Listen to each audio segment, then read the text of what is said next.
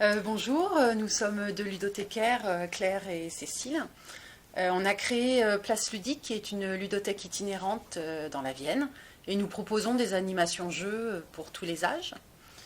Donc, la bibliothèque départementale de la Vienne a mis en place des malles de jeux pour permettre aux bibliothécaires d'avoir du jeu dans leur bibliothèque. Sur une journée de formation, nous avons accompagné un groupe de bibliothécaires à découvrir ces jeux et à voir comment les conseiller et se familiariser avec les règles de ces jeux. Donc ce qu'on va pouvoir vous présenter là, c'est comment conseiller un jeu, comment expliquer un jeu. Donc on va vous faire un résumé de l'information en très peu de temps. Et avant, on voulait juste reparler de pourquoi du jeu en bibliothèque. Pour nous, c'est dans la dynamique de ces bibliothèques tiers-lieux, troisième-lieux, des lieux d'ouverture.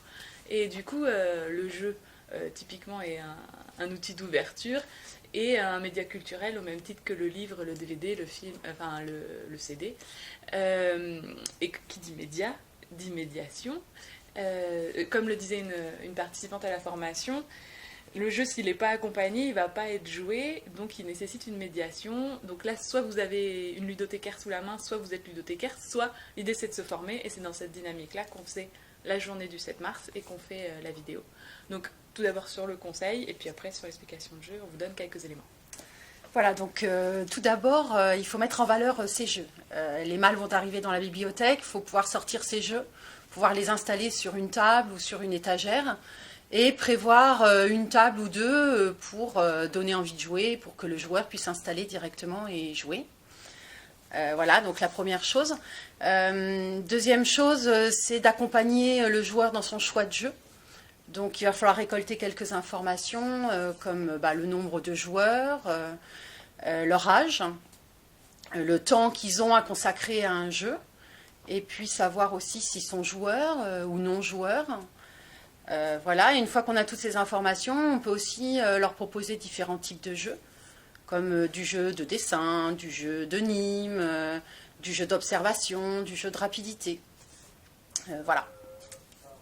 Et une fois qu'on a choisi le bon jeu pour la bonne personne, du coup, il va falloir l'expliquer. Sur l'explication, pour faire une bonne mise en jeu rapide et efficace, l'idée c'est de pouvoir parler du but du jeu, ne pas oublier le but du jeu. Ça va sans dire, mais ça va mieux en le disant. D'avoir déjà joué au jeu soi-même. Alors même un tour de jeu fictif avec des faux joueurs, mais voilà, d'avoir manipulé le matériel. Et puis surtout de repousser toutes les questions à la fin. C'est-à-dire que si on vous pose des questions, dites aux gens, voilà, j'y répondrai à la fin, sinon vous allez vous perdre dans vos explications. On ne peut pas vous montrer comment expliquer un jeu, on va juste vous donner 3 petites explications de jeu, comment expliquer un jeu de 3 manières. Il y a la possibilité d'expliquer des jeux comme Dixit par exemple, où on va faire un tour d'essai, un tour d'exemple, c'est nous qui menons le premier tour, donc on est direct dans l'action.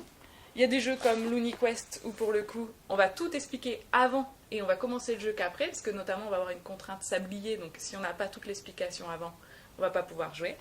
Et puis il y a des jeux comme le Trésor des lutins, où là c'est en racontant l'histoire que l'explication va se faire. On est des petits lutins, on cherche à aller chercher un trésor pour récupérer 3 clés avant le dragon. Voilà, c'est en racontant l'histoire qu'on va pouvoir expliquer le jeu. Voilà tout ce qu'on voulait vous dire.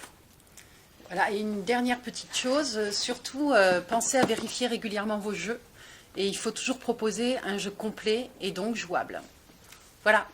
Merci Claire, merci Cécile.